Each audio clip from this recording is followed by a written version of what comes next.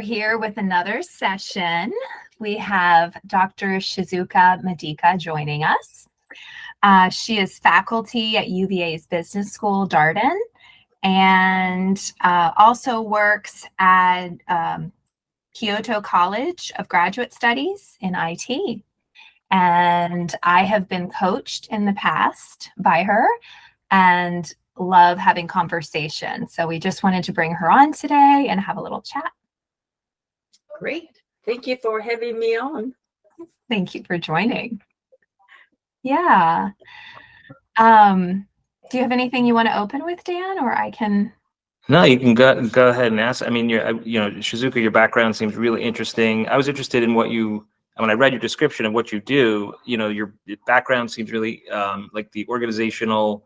I'll let you explain it because it sounds like a really interesting topic, but then you can mix it with meditation and other things. So I'm really interested to see how you mix those things together and how how you use it to help your clients or your students. I'm definitely interested in hearing that. Okay. Originally, I was working as an international studies or education programs administrator back in Japan. And I got very much interested in high-performing organizations. And I decided to study a little bit more about how high-performing organizations, operate. So that was the initial interest in organizational behavior. But as I started to study organizational behavior at a master's level, I realized you have to go down to individual, human beings' performance. Therefore, I got into psychology itself as well. So that's how I started to study leadership as well, in addition to high-performing organizations. So at doctoral level, I studied high-performing organization plus psychology and leadership. And when you talk about high-performing human beings, you got to really think about existential, aspect of human beings and what kind of, elements or aspects can help human beings being at their best.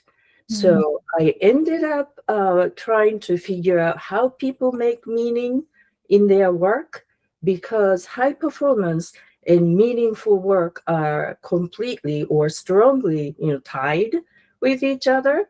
So I created this model of how people construct their meaning in their work. So with that understanding, I also got into coaching in terms of helping people to realize what elements are very important for their own meaning making and what, changes that they would like to make on their own. So, and what kind of people do you seek you out, or do you work with in terms of, are they like high level professionals, just people of any stripe, like any walk of life or any type of work? Yeah, but I thought I would specialize in coaching, professionals, right, in general. But I ended up becoming an instructor at higher ed institutions, because it turned out that teaching seems to be my I hesitate to use this word, but my calling, so to speak. I got it. So I decided to switch from the administrative work to faculty work. So that's, again, a sort of journey itself for myself. Yeah. So in your work as a faculty or professor, is it mainly just, you're teaching courses, or is there a research component that you do, is it like psychological, like psychology type research? Like, how is that work? Yes, great question. after completing my PhD, I did research on this model that I developed for several years, and I did get really great statistical results on my model. But I gave up on sort of publishing academic papers because of many reasons. If you want me to get into that, You don't have to. I could probably tell you the reasons myself because that's probably all the same reasons. You know, like, yeah, for various reasons. right. And now I am mostly teaching credit courses that are graduate level, or sort of leadership development programs for continuing ed purposes for professionals. Yeah. Very cool. I'd be curious to hear about the model that you're describing. Are you Yeah. still using that? And do you have any? Yes, I actually I have developed an elective course called Leading Meaningfully for Sustainable Growth, and it's a 15 week 2-credit course that really digs deep into how people make meaning. And I introduce not only my own model, but 7 or 8 other, models that came into, I guess, the academic scene. So, yeah. And I have students to actually go out and interview, high performers or people that they respect, and figure out how those people are making meaning. And it's been a fascinating experience for me, how students, make sense of meaning making. Do you think that I mean, this is, I don't know if this is on topic to what you're doing, but do you find that people, when they say, I'm looking for meaning in what I do versus them putting meaning in what they do, you know what I mean? Like, do you find that most people are give meaning to their work, or they try to find meaning from their work? Both. It's never one directional. It's bi-directional, but knowing how you make meaning helps you make meaning, positive meaning, when you are, struggling, and you know what you can do to make something that you do more meaningful. And that's sort of, self-reflection and coaching can be very helpful. Do you find that like I'm just thinking about my daughter, she's going to be a senior in college, and she's trying to find, she has ideas of what she wants to do, like big picture ideas, like she wants to help people. She's looking in psychology in different areas. Do you help with that kind of, or do you speak to those kinds of people who are younger and looking for a profession, or the older people who are transitioning into different professions? Who do you work with the most, kind of thing? Or what do you see? Well, I think every single person can benefit from knowing, and I don't have any restrictions in terms of age, or types of professionals, because meaning making is universal across humans, right? And if you stop making meaning, you die. You wither and die. You get depressed, and you just don't have any motivation to do anything. So I try to, but let me back up. But mostly my target audience is graduate school students, which include like early 20s all the way through in their 50s, right? So. Do you sorry, I have one more follow-up question, Kim. Do you find different in your research and what you see and who you work with, do you see differences across cultures? Like maybe certain cultures, people, are trying to find meaning based on their family pushing them into something versus, other cultures might be more, in the US, people are more, loose with not as worried about maybe what their parents think and that kind of stuff, like the cultural differences. Yeah, there are certain cultural differences, and also gender differences, because women tend to put more emphasis on relationships. So sense of connectedness or relationships are more important or significant in making meaning. right? However, there are really fundamental elements that everybody has to have to make positive meaning. And one of the biggest is higher purpose. If you have a sense of higher purpose, you're working for something, bigger than yourself or other than yourself, then that helps you a lot in making positive meaning and feeling good about it. What's the difference between purpose and meaning? Is there? See, I always thought that I would just. If you ask me what's the definition of purpose, I would say, well, it's meaning. I'm curious. Yeah. Great question. And in the sort of popular, I don't know, media or books or media, I mean, purpose and meaning, they are interchangeable, right?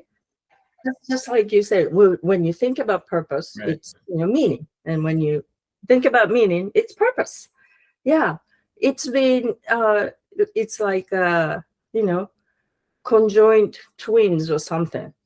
But but in my model, I don't know if this is the truth, right? However, in my model, meaning is the big construct. And in order for you to make meaning, you need higher purpose, competency, relatedness, and all of the other, elements. And higher purpose is the biggest indicator for you to be able to make meaning. But psychometric has been improved a lot. And like 20 years ago, they really didn't have great psychometrics. So meaning and purpose, they were just not differentiated that well. Therefore, everybody see meaning and purpose, or purpose and meaning in popular writings. However, I think we are getting to be the place where we can differentiate meaning and purpose. So, does that make sense to you? Yeah, no, it's really. I don't mean to keep going, Camden. I just have now. I just generated a bunch of questions, but I don't want to. You go, Camden. I have a few. Go ahead. Okay.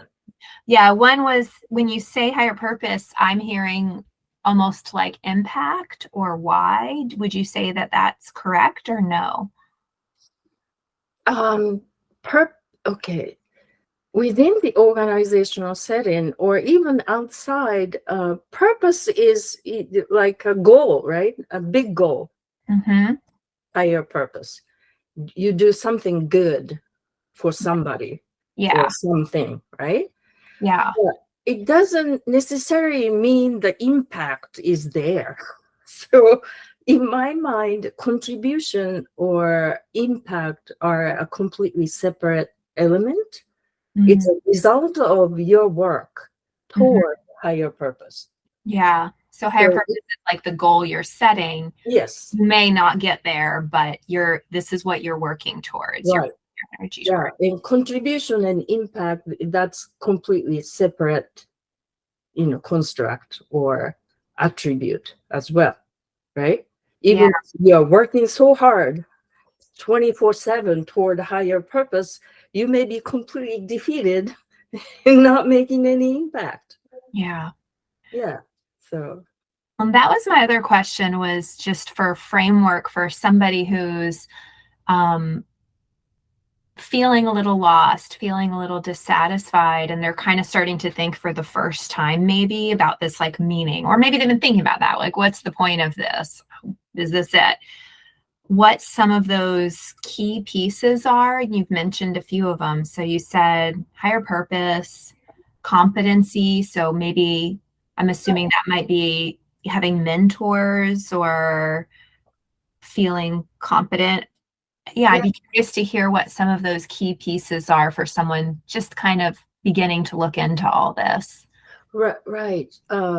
So this is really all about my model, so I only speak to that now. And in order for us to be high performer, you need to have intrinsic motivators. And what are they? And there are two types. One is satisfaction of your innate psychological needs that are, universal for all human beings. And the first one is higher purpose, and that's the most significant, right? And a sense of competency and autonomy and relationship or relatedness, and sense of learning, that you are learning every day, or also you feel creative doing things, something new, right? And also you feel that you are personally, professionally growing. And this growth is defined by Csikszentmihalyi. So you differentiate yourself from other people or other things through learning, but not only you just differentiate yourself from others, you need to integrate with other people and other things through your expertise or capacities that you have learned. And that's what he calls growth, right? So hoarding your own knowledge is not going to make you grow. Yeah. And the second category is whether you are able to express your personal values through work or, through family life. So if you have those intrinsic motivators all in place, you have, significant self-identification with what you do, whatever it is, right? And then you are, easily be able to make positive meaning. And if you have this positive meaning, you are bound to do your best at whatever you are doing. And then you should be able to contribute to the organizational, mission and vision. And so that's the contribution impact part. And I also think this sense of contribution is one of the innate, psychological needs that we all have, right? We don't want to spin the wheel and not being able to contribute. Yeah. Really interesting. I love it. I'm gonna throw something at you, and I'm curious I'm curious your response, and it's not specific to what you do, but I'm curious how you view it. So I'm really into like evolutionary biology kind of thing, anthropology, how humans developed over time, and all animals for that matter. But do you think that, like, if you picture humans as, let's just say caveman or early man, do you think they cared about meaning? Like did it matter? Like the more advanced, basically what I'm saying is, do you think meaning and purpose become more of a contemplative exercise the more advanced we get? Because think of like the extreme being AI versus early human. If you have AI and it's doing everything for you and you have less to do, you have to really think about, what's my purpose here? I don't have to wake up every day and worry about what I'm eating, or like a early human would have to do. I have to go out, and their whole focus, I'm sure, was just getting enough food to eat and water and shelter, the basics of life. And their meaning, like, I guess their work is kind of spelled out for them. Their meaning essentially was just survival, right? I mean, do you think that there's something to that, especially with AI coming, and you really have to think about it much more? Yeah. Yes, I think so. And yet our brain hasn't developed well enough to get rid of this, reptile responses to crisis or emergencies, right? And we lose ourselves in a crisis situation, or even, something very small that goes against our own values or our own sense of self, right? And we misbehave. We go into sort of defense mode, right? And so our brain has to develop a lot more to be able to adapt to where we are economically, globally. Right. And but I think we are still in a place where we fight with each other, Absolutely. Yeah. Yeah. So So for that, that's where this mental, training of contemplative practice is really good for us. Yeah, I think To we're problem solvers, and if you have no problems to solve, then you're going to look for problems to solve. yeah, Yes. and yeah. Actually, one of my meditation teachers are now fully fledged neuroscientists, and yeah, they are doing a lot of brain science, what happens to meditators, and how we can apply meditation practice into everybody's life, so that we don't have to kill each other or bomb each other.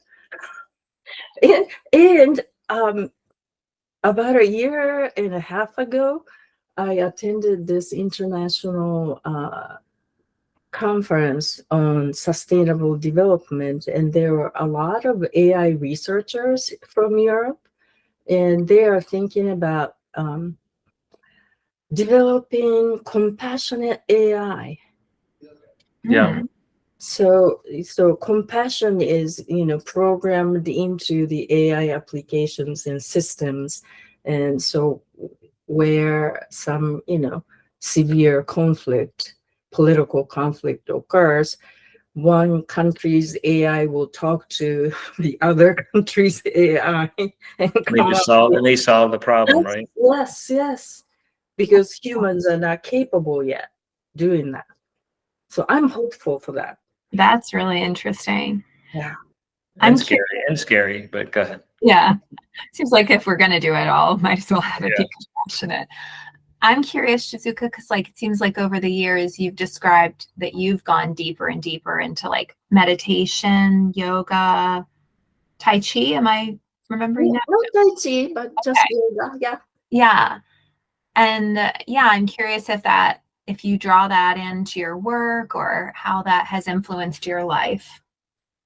Yeah, and yes, and for many of my workshops and credit courses, I do bring in contemplative practice as exercises, and also encourage students to create their own. It doesn't have to be one specific ways of practice, but every single person needs some way to reflect on a daily basis. So I encourage my students to create some sort of practice where they can reflect on themselves and go from there. Yeah. Go ahead. And I'm continue to develop myself as a contemplative practitioner. As I think we all do yoga. I just did yoga an hour before we started talking, so it's a huge part. I mean, it's so. Do you see? I guess I've meditated in the past. Like for a few years, I meditated separately from my yoga, but I found meditating as part of my yoga is probably the best. I get the best out of it, and I think it's actually originally what yoga was, right? It was preparation for your meditation. So I actually find that, for me at least, I get the most effective meditation just from after the yoga, and I think it's yes. And I love gardening, and gardening is, for me, it's a contemplative practice too. So that's an interesting point. Do you find that, because when everybody thinks of meditators, they think of the yogis and their the monks and sitting there in positions for hours and hours, but I have found that, just like you said with the gardening, I found walking, things like some kind of meditative action, activity, I find just as meditative sometimes. What's your view on that in terms of even what you've researched in terms of that element of it? I think everybody needs to pick up one tradition or one method that works for them, right? And I now have 3 instructors or meditation teachers that I respect and work with, and their ways are in the end, there's no distinction between life and meditation. So that's the sort of end goal. And it really matters how you show up in life. And on cushion practice is important, but now I am trying to take all of that into, daily life. Yeah. And so for me, the distinction has sort of diminished. Mm. Yeah. So no meditation is what I'm trying to practice. Although, you can't do it all the time. No, I think you're right, but just in a serious point, I think you're right in the sense that to make it accessible for people is, I think, the most important thing, because I think people say, meditate. They think of meditation as something, it has like a stigma around it in some sense, and the idea that it could just be something you love to do, like you could be doing anything, and you can get meditative benefit, I think is a huge lesson for people to realize, because it's a good way. It's probably the best way to start. Everybody tries to start by doing some practice, but you can just start by doing a walk or something that brings you calm, Yes, and even 5 minutes of formal meditation every day can change your brain structure. So that's really wonderful. Are you familiar with Yoga Nidra? Mm-hmm. Yeah. I just started doing that. So, Camden, are you familiar with that? Where it's like yoga sleep? Yeah, it's really very interesting stuff. I think they say like the benefit. I was listening to the guy Huberman Labs. He's a neuroscience, and he was talking about the neuroscientific benefits of it. It like increases your dopamine. You get it's like you had 8 hours of sleep if you do it as if you're doing it correctly, I guess. But I found that really interesting. Yes. Actually, yeah. I've been staying away from sleep yoga, but sleep yoga or dream yoga. But now it feels like that's my next step to tap into. So yeah. Yeah. I find like at different times, different modalities feel right. Yes. I've been wanting to look it up. I love yoga, and I like Ashtanga yoga, or like sort of like really flowy breath work. And I think, I could be wrong, but I think that there's something with neuroscience of like pressure on your palms, creating calm in your nervous system. So I should probably look that up before I say that on here. But those are the whatchamacallits, what do they call them? There's a name for that. How you're putting your fingers together, the water on down dog and like all of the yoga positions. Oh, got it. Yeah. Putting that pressure and Yeah. I need a serious yoga teacher. Since the beginning of the pandemic, I've been doing yoga with my yoga buddies, but no instructor per se. But when I was in Vietnam or in Costa Rica, when you do 101 with a yoga instructor, I mean, it's just, it's so much better. And you learn so much, even just how to place your hands on the floor, right? Yeah. So I gotta find an instructor. The Ashtanga, the whole Ashtanga. Like my goal is one day to do the whole series. I mean, that series is like I can't do probably 95% of those things that they do on it. To get through that in a lifetime, I think is an achievement. Even the first level, but it's pretty amazing stuff. I had actually a question just to circle back to what you were talking about before with the competence. So this is something that we always hear, and I've even said to my kids and things is, do what you love, and find what you love and do it. Follow your passion. Different variants of that everybody kind of knows, but it doesn't really. When you say do what you love, it doesn't necessarily mean you're competent at it, right? So, do you think do what you love is kind of a disservice to people, like in a sense? Well, that's a great question too. So I would like to introduce one more concept. It's called Japanese concept called ikigai, and Camden is nodding. Right. Yeah, ikigai is a Japanese word, and it's a life worth living. So ikiru is to live, kai is worth, right? So So how do you create your ikigai or life worth living? And you need 4 elements: what you love to do and what you are good at. That's where competence, talent comes in. And what the world needs, right? This is the higher purpose piece. And what you get paid for. So, but normally, if you love to do something, you do it over and over and over again. It's a good point. Yeah. As if it's not as if you enjoy doing it, right?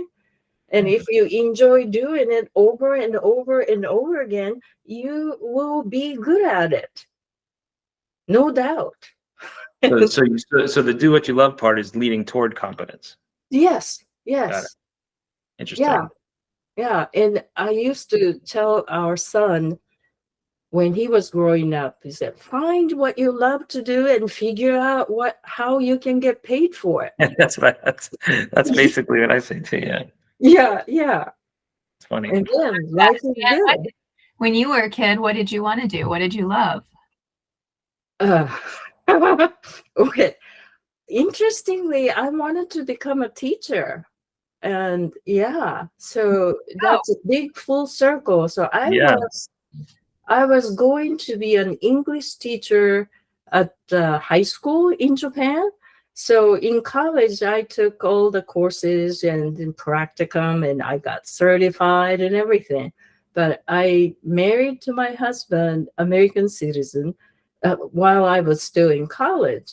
And we moved from Japan to the US. So all the certification didn't mean anything. So I had to figure out some way to make a living. But I ended up teaching after I did my doctoral study. So I made the full circle. Yeah. So sometimes it's not do what you love. It's who do you love? So you followed your husband. Yes, to make it work. Yes. Right. And then you started over. Yeah. Yeah, That's right. fine. Yeah, but I think there's always the indication of something, bubbling up, either your recurring dreams or some sort of, desire popping up here and there. And you just have to collect or follow those instructions. Yeah. It's hard to do sometimes, but yeah. Yeah, but they say search for meaning is good enough. Even if you don't have solid way of making meaning, as long as you are searching, you are okay. You are good to go. Do you ever read the book, the Viktor Frankl book, Man's Search for Meaning? So like it's called Man's Search. I think it's called Man's Search for Meaning, right? So like, did you find that I mean, I don't know if he actually defines meaning in the thing. It's the name of the book, and there's obviously a lot that happens in the book in his life, and he was a psychiatrist, I think. Do you find that overlapped with your definition of meaning and his definition? Yeah. He founded logotherapy, and actually my model is partially based on his existential psychology. So. Oh wow! All right, so there you go. I guess that makes. There you go. Yep. That's a very interesting book. That book. It's really makes you think. Yes. Those people who stopped, making meaning at a concentration camp, those people died. They died, right? But it's crazy that was real. That it was a truth to it. I mean, it was really crazy. It's like your will to live is one of the most biggest powers that we have. Yep. Our mind is interesting. Yeah, well, that's for sure. Yep. That's going to be the quote. That's going to be the quote we take from this, Shizuka. It's going to say, "The mind is interesting." That's going to be your quote. Out of all the smart things you've just said. Yeah. So we have to make good friends with our mind, right? Oh well, yeah. Well, that's what this is all about. Yeah, that's what the meditation is. I guess you're trying to be kind to your mind. Oh, one other question I had actually, and this is a topic that we read about a lot now is psychedelics. So is that something that that's crossed your path in terms of opening, because I've heard a lot, actually read some of the research about psychedelics. Obviously, it has effects on depression and whatnot, but it also, I think they said it opens up your critical period, like of learning. So, and I imagine that delves into what you're doing as well. Like it's part of your learning period, but I'll let you go on. Like, I'm curious to see if you have any kind of, it crossed your path at all. Actually, one of my meditation teacher operates out of the Bay Area, and that's psychedelic, Yeah, in the Bay Area. Heaven, right?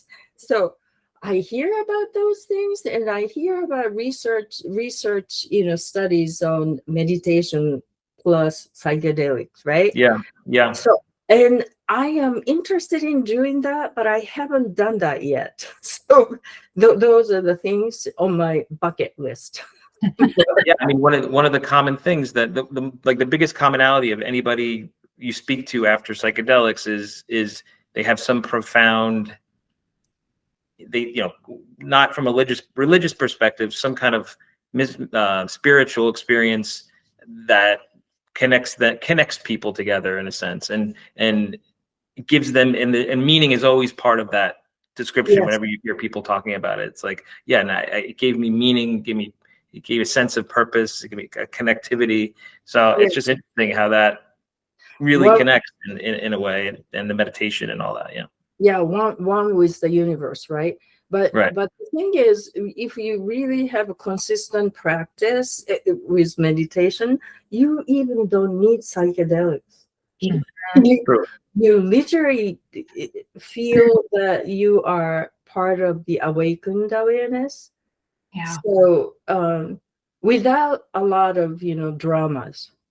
So at least for me, I've been really lucky to not to have traumatic experiences through contemplative practice. So, but again, apparently psychedelic is really good for opening, perspective. It's forced opening. It's like in meditation, it takes a lot of practice to get to that point to where you're able to get there. I think that's probably the drug, I guess, is causing, I guess, stuff with your neurotransmitters. It's mechanically changing things. So interesting to explore it all. I agree, though. I mean, in coaching sessions, I've definitely felt very expansive. I don't know if that's the same feeling we're talking about, but and I've wondered if it has to do with like the state of our nervous system, like the depth of relaxation or resonance with somebody else. Right. Because it can feel like, pretty magical sometimes. Yes. Yeah. But when we practice level 3 listening to each other, I mean, we feel connected through space, and but we don't do that. We don't do level 3 listening with each other. What is level 3 listening? It's truly connecting with the other person, and your ego is not there. So you are completely engaged with the other person, and without judgment, right? It's interesting. Yeah, but we really don't do that often enough. But I think professional coaching can a lot of times provide that. So that's a good very, nugget. very, very interesting. That seems like an interesting place. I know you have to stop, but that really, it sounds like I could talk to you for hours, because you're just a wealth of information, and just, it's a topic I think about all the time, but I never thought about it as more of an academic, research-based way. It's interesting. Yeah. Oh, so good talking to you. I could spend all day. Yeah. Are you still available for coaching if someone wanted to reach out and work with you? Do you still do that with? I started, actually, literally about a week ago, I started to think about, what do I want to do in my retirement? So now I started to think about, okay, I'm going to start coaching again. So this is yes. Perfect. Yes. But the answer is yes. Okay.